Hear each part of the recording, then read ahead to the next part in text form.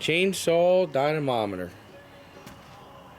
There's the chainsaw part.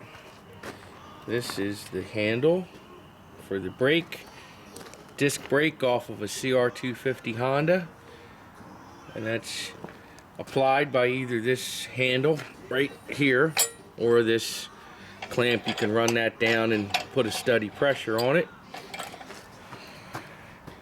CR250 hub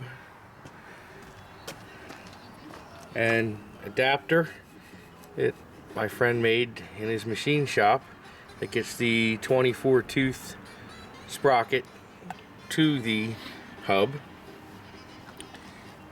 The rest of it's just a bunch of scrap steel welded together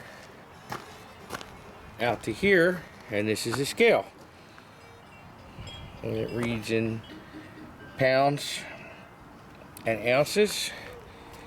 And then this torque arm is a foot away from the center of that shaft, so this scale reads in foot-pounds.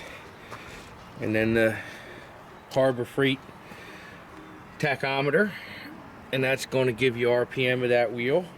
And then you can find out your horsepower by measuring the torque and the RPM at which that torque occurs, and then that gives you horsepower.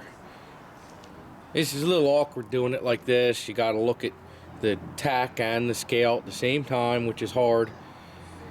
I just wanted something, I wanted to just kind of proof that the whole thing would work, and then the next step is to get a load cell and the software to hook it up to the laptop, and then all I would have to do is run the saw.